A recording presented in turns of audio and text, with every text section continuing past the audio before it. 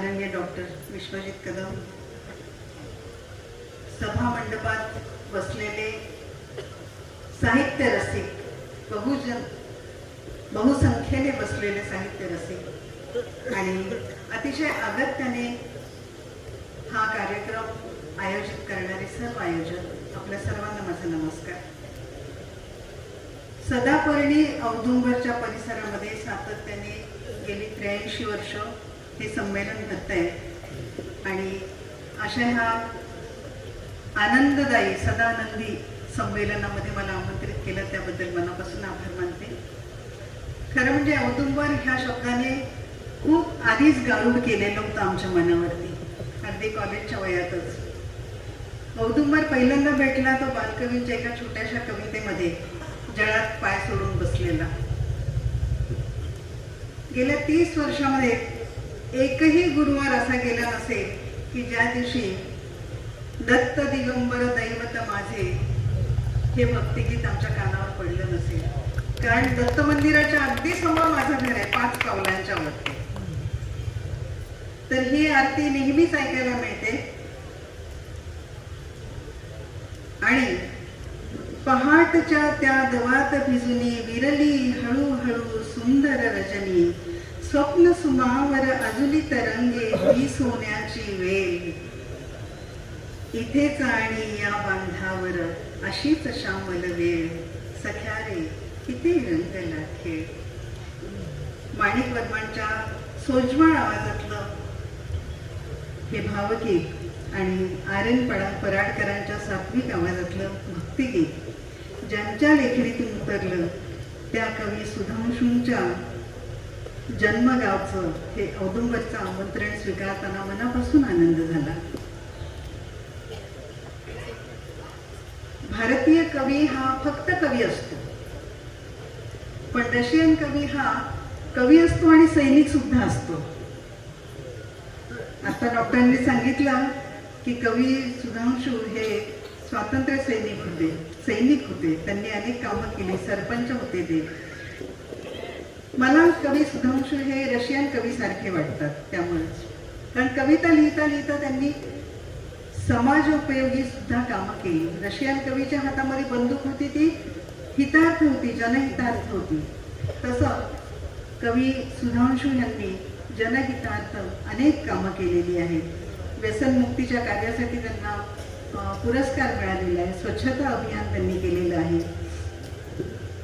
मला एक गोष्ट अशी जाणवली ती तुमच्या पुढे सांगायला मला खरंच खूप छान वाटते की कवी सुधांशूंची माहिती जेव्हा मी बघत होते, काय मिळते माहिती, त्याच्यामध्ये मला कवी टिळक आणि कवी सुधांशू यांच्यामध्ये खूप साम्य जाणवलं.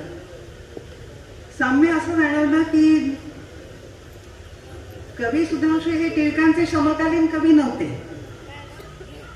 कारण टिळक गेले त्याच्यानंतर टिळकांचा मृत्यू 1919 साली झाला आणि 2 वर्ष आधी सुधांशूंचा जन्म झालेला आहे. त्याच्यामुळे त्यांना समकालीन कवी म्हणता येणार नाही, पण समान गुण दोघांच्या मध्ये होते बरेच. दोघांनी पौरोहित्य केलं आपापल्या धर्मामध्ये. दोघेही कवी होते, दोघे उत्तम कवी होते. दोघांनी भक्तिगीतं लिहिली आणि अवीट गोडीशी भक्तिगीतं लिहिली. टिळकांची भक्तिगीतं तर आज 100 वर्षानंतर सुद्धा प्रत्येक ख्रिस्ती उपासनेनंतर गायली जातात किंवा उपासनेमध्ये गायली जातात. प्रत्येक ख्रिस्ती घरामध्ये आणि प्रत्येक मराठी चर्चमध्ये गायली जातात. म्हणजे इतके ते उत्तम भक्ती कविता लिहिणारे कवी होते. दोघांनाही आईकडून कवितेची प्रेरणा मिळालेली होती.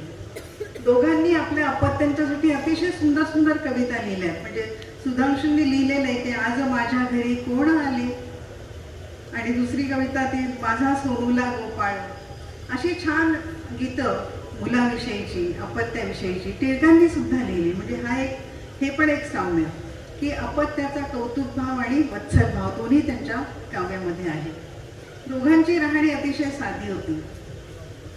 राजनांदगावला असताना इथे जसं सुधांशूंनी साहित्याचं संमेलन सुरू केलं पहिलं, तसं राजनांदगावला असताना टिळकांनी पहिलं साहित्य संमेलन सुरू केलं. आणि त्या दोघांनी पण वर्गणी गोळा करून सुरू केलेलं संमेलन आहे. टिळकांनी पण तिकडे वर्गणी मागितलेली होती. आणि वर्गणी जेव्हा कमी पडायला लागली तेव्हा त्यांनी लक्ष्मीबाईंना सांगितलं, तू पण मला वर्गणी दे. लक्ष्मीबाई म्हणाल्या, मी कुठून देऊ, तुमची वर्गणी ती माझी वर्गणी. त्या म्हणाल्या, असं नाही, मी जेवतो पण तुला जेवायला लागतं ना वेगळं. त्या म्हणाल्या, हो, म्हणजे मग तुझी वर्गणी तू दे. मग लक्ष्मीबाईंनी स्वयंपाकाचा सगळा भाग घेतला आणि तशी वर्गणी त्यांनी दिली. तसं इथे मला जोशी कुटुंब सगळे जोशी ह्या कार्यक्रमामध्ये सहभाग देताना दिसत आहेत. प्रत्येकाचा काही ना काही सहभाग आहे इथे. आणखी एक मला विशेष असं जाणवलं की मायाताईंनी सांगितलं मगाशी गाडीमध्ये की दादांनी गुरुचरित्र लिहिलं काव्यामध्ये, टिळकांनी ख्रिस्तायन लिहिलं. त्याची 5वी आवृत्ती मी आत्ताच संपादित केली, नाशिकमध्ये ते प्रकाशित झालं. तर ही अशी अनेक साम्यस्थळं मला जाणवली. आणखी एक मात्र जाणवलं, ते थोडंसं वेगळं आहे. कवी सुधांशूंची काय माहिती मिळते, कुठे कविता मिळते हे मला हे मी पाहत होते. पण मला आठवणींच्या कवितांमध्ये 4ही भागामध्ये त्यांचं नाव दिसलं नाही. त्यांची एकही कविता मला दिसली नाही. जरी त्यांना पद्मश्री वगैरे मिळालेलं असलं तरी सुद्धा हा कवी मला इथे का सापडला नाही असा मला प्रश्न पडला. आणि मला असं वाटलं की सुधांशूंचा एखादा काव्यसंग्रह आम्हाला मिळाला असता भेट म्हणून तर खूप छान झालं असतं. म्हणजे पुढच्या वर्षी तरी त्यांच्या प्रती काढाव्यात त्यांनी काव्यसंग्रहाच्या, अशी मी एक लहानशी सूचना करते. कारण ह्या कवीची कविता अतिशय चांगली होती, त्याच्यामुळे ती जायला पाहिजे, अजूनही पुढच्या पिढीपर्यंत जायला हवी. उपेक्षित राहायला नको. टिळक असे उपेक्षित राहिलेले आहेत. साने गुरुजींच्या शाळेमध्ये पालघरला मी गेले होते स्मृतिचित्रेचा एकपात्री प्रयोग करायला. त्यावेळेस तिथे मी पाहिलं की कोकण रत्नांची यादी तिथे दिलेली होती, कोकणात जन्मलेल्या सगळ्या साहित्यिकांची. त्याच्यामध्ये टिळकांचं नाव नव्हतं. टिळक तर आधुनिक पंचकवीमधले दुसऱ्या स्थानावरचे कवी, केशवसुतांच्या नंतरचे, पण टिळकांचं नाव तिथे नव्हतं. तर अशी उपेक्षा सुधांशूंच्या वाट्याला येऊ नये असं मनापासून वाटतं, कारण ते उत्तम कवी होते. माझं हवा कशास किनारा हे पाठ्यपुस्तकात आलेलं होतं. मग जर फक्त पाठ्यपुस्तकातल्या कविता आठवणीतल्या कवितांच्या मध्ये असतील किंवा जास्तीत जास्त त्या कविता असतील तर ही पण कविता एखादी यायला हवी होती असं मला मनापासून वाटतं. 100+8 वर्षांपूर्वी जन्मलेल्या कवी सुधांशू यांची एक छोटीशी कविता मी आधी सादर करते. माझ्या कविता सादर करण्यापूर्वी मला फार आवडली ही कविता.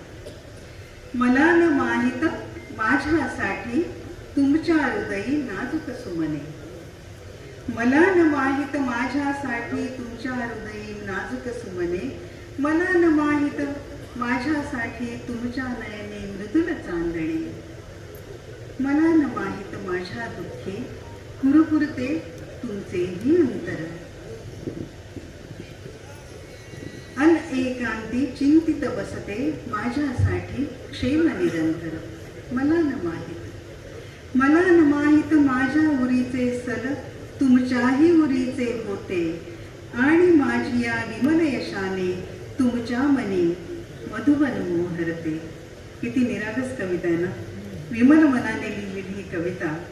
माझ्या उरीचे सल तुमच्या उरीचेही होते आणि माझी या विमल यशाने तुमच्या मनी मधुबन मोहरते. 100 वर्ष होऊन गेलेल्या ह्या कवीची कविता वाचताना तुम्हाला काय वाटलं मला माहिती नाही, पण सुधांशूंनी जर ती ऐकली असेल तर त्यांना नक्कीच वाराकांतांच्या ओळी आठवल्या असतील. वाराकांत म्हणतात, माझी उन्हे मावळली आहेत, माझी फुले कोमेजली आहेत. माझी उन्हे मावळली आहेत, माझी फुले कोमेजली आहेत. कालचा प्रकाश, कालचा सुगंध मात्रा वेलांटी शोधित आहे. 100 वर्षानंतर 100 वर्षानंतर कोण माझी कविता वाचित आहे. 100 वर्षानंतर कोण माझी कविता वाचित आहे असं सुधांशूंना नक्कीच वाटलं असेल असं मला वाटतं. आता मी काही फार नाही, 1-2-3 कविता सादर करते.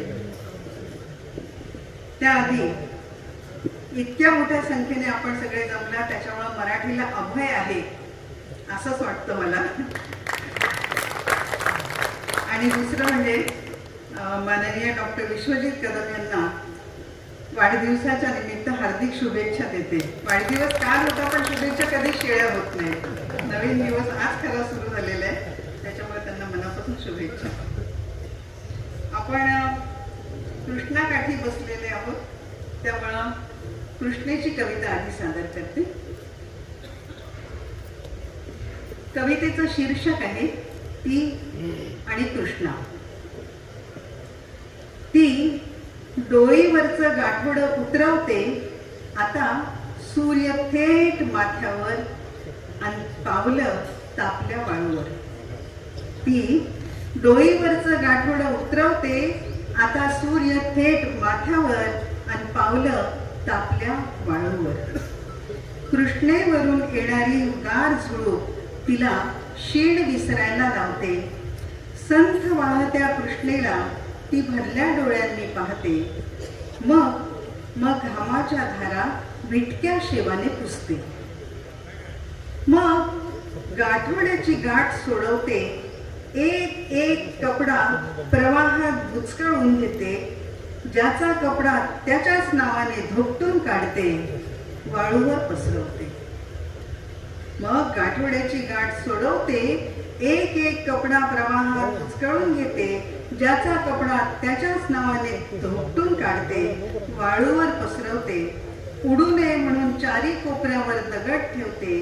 मग मनावरही एक दगड ठेवत न्हायला पाण्यात उतरते. लच्छी वच्छी शकी कौशी आज कुणीच नाही बोलत कुणाशी. लच्छी वच्छी शकी कौशी आज कुणीच नाही बोलत कुणाशी. कृष्णाही वाहते गप्प गप्प उदासशी. श्रावणात माहेरी आलेली हसरी सखी, श्रावणात माहेरी आलेली हसरी सखी कृष्णाने खेचून नेली कशी. श्रावणात माहेरी आलेली सखी हसरी सखी कृष्णाने खेचून नेली कशी. कोडं काही सुटत नाही, कुणीच काही बोलत नाही. कोडं काही सुटत नाही, कुणीच काही बोलत नाही.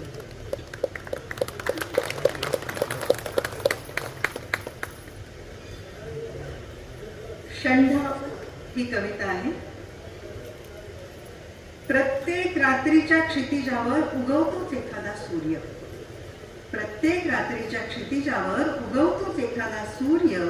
ह्या पारंपरिक आशेच्या खतावर आम्ही शिंपडत गेलो धीराचं पाणी. पण रात्र लांबतच राहिली, भूताचे पाय लांबत राहावेत तशी. आणि सूर्य खेळत राहिला लपाछपी, ग्रहणात खेळतो तशी. तप लोटलीये एकही काजवा नाही लुकलुकला. तप लोटलीये एकही काजवा नाही लुकलुकला. युग उलटलीये एकदाही रातवा नाही बरसला. बा अदा बा मुलाहिजाचा कोंबडा न आरवल्यानं नारायण देखील नाही उगवला. आता प्रश्न असा की हे लांबणारे भूताचे पाय छाटणार कोण. आता प्रश्न असा की हे लांबणारे भूताचे पाय छाटणार कोण. पुकारे बा अदबचे करणार कोण. आम्हाला कंठ फुटू नये म्हणून आमच्या घशात खिट्ट्या ठोकल्यात. इन्कलाबचा नारा ऐकू येऊ नये म्हणून कानात गरम शिशाच्या धारा उठल्यात. आमच्या मुठी वळू नयेत म्हणून बोटच छाटलीयत. आमच्या मुठी वळू नयेत म्हणून बोटच छाटलीयत. आणि डोळ्यात अंगार फुलू नये म्हणून बुबुळात काचमणीत पोचलेत. आता रात्र सरून सूर्य उगवला तरी आम्हाला कळणार नाही. आम्हाला तुडवून ते पलीकडे पसार झाले तरी आम्हाला जाणवणार नाही. इतके झालोय थंड आम्ही, इतके झालोय षंढ आम्ही, इतके झालोय षंढ आम्ही. एक थोडी वेगळी कविता आहे, बापूंना उद्देशून आहे. बापू म्हणजे आमच्या दृष्टीने एकच बरं का, महात्मा गांधी. अहो बापू, चरख्यावर सूत कातायचं, बा बरोबर निवांत गप्पा करायचं, तर कसले कसले प्रयोग करतात अजूनही. बापू, चरख्यावर सूत कातायचं, बा बरोबर निवांत गप्पा करायचं, तर कसले कसले प्रयोग करतात अजूनही. हैराण करून सोडलं हो तुम्ही आम्हाला, हैराण करून सोडलं हो तुम्ही. अहिंसेचा साप मिटवून हातात तऱ्हेतऱ्हेची शस्त्र घेऊन तुमच्या आमरण हत्येचे प्रयोग इथे आहेत चालू अजून. न राहावून मी प्रश्न विचारते, न राहावून मी प्रश्न विचारते चॅनलवाल्यांचा नेहमीचा.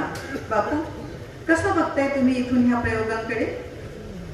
काठी टेकत, ठेवणीतलं निरागस स्मित करत, पाठमोर होत बापू उद्गारतायत, वेळ झाली माझी प्रार्थनेची.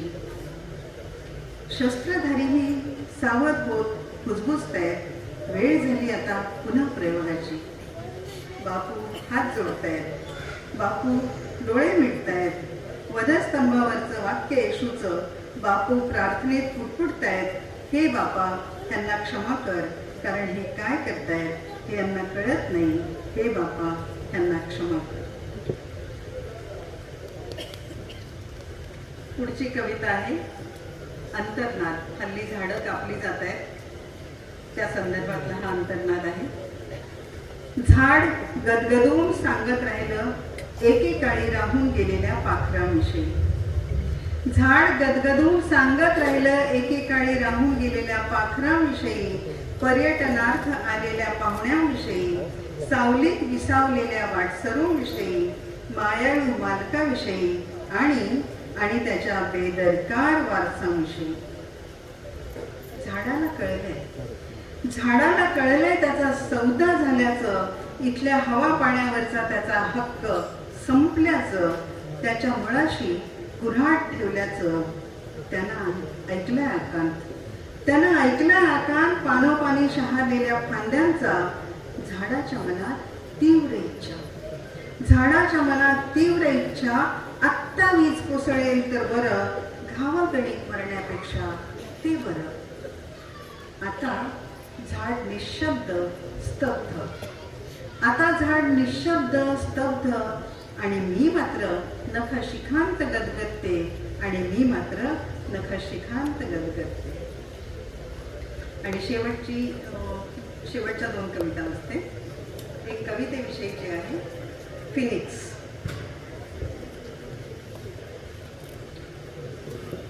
ह्या माझ्या शहरामध्ये मला डोकं टेकायला थारा नाही, परक्यांनी इमले बांधले माझ्यासाठी विधभरही जागा नाही. ह्या माझ्या शहरात मला डोकं टेकायला थारा नाही, परक्यांनी इमले बांधले माझ्यासाठी विधभरही जागा नाही. मी पाऊल उचलताच त्यांनी कचकन कापून टाकले माझे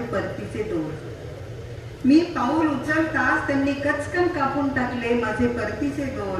आता मी एक अनाथ पोर, मायनं पान्हा तोडलेले, परक्या शहराची वेस ओलांडण्याचा परवाना निर्दयतेने नाकारला गेलेले, माथ्यावरचे आकाश आता अनोळखी झालेले, स्वतःच्या सावलीचीही साथ न उरलेले. ह्या माझ्या शहरामध्ये मला परत एकदा पाऊल ठेवू द्या. मला पाऊल ठेवू द्या. मला शोधू द्या खाणाखुणा माझ्या विखुरलेल्या शब्दांच्या आणि आर्त गीतांच्या. भस्मसात झालेल्या माझ्या घराच्या गरम राखेत चाचपडणाऱ्या माझ्या हातांना कदाचित लागेल माझी एखादी अर्धवट जळालेली कविता. भस्मसात झालेल्या माझ्या घराच्या गरम राखेत चाचपडणाऱ्या माझ्या हातांना कदाचित लागेल माझी एखादी अर्धवट जळालेली कविता. तिचा तेवढा स्पर्श पुरेल उरलेल्या माझ्या श्वासांना आणि कदाचित मिळेल बळ करपलेल्या माझ्या पंखांना.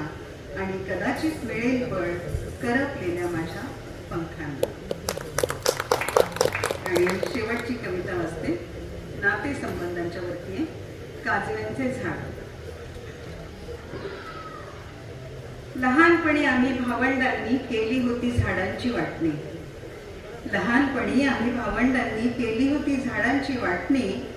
कुणी घेतले बगड्यांचे, कुणी घेतले पोपटांचे, कुणी दिवसभर किलबिलणाऱ्या चिमण्यांचे, कुणी सदा फुलणाऱ्या सदाफुलीचे. माझ्या वाट्याला आले दिवसभर निपचित पडलेले आणि रात्री फुलणारे झाड काजव्यांचे. माझ्या वाट्याला आले दिवसभर निपचित पडलेले आणि रात्री फुलणारे झाड काजव्यांचे. हवा पाण्याच्या बदलत्या मोसमात, हवा पाण्याच्या बदलत्या मोसमात एक झाड ओकेबोके झाले, एक वादळात उन्मळून पडले. दोघे एकमेकांना पाठमोरे झाले. माझे काजव्यांचे झाड अजूनही उभे, माझे काजव्यांचे झाड अजूनही उभे, मातीत रोवून घट्ट मुळे परागंदा झालेल्या काजव्यांच्या वाटेकडे लावून आतुर डोळे. माझे काजव्यांचे झाड अजूनही उभे, अजूनही उभे. धन्यवाद.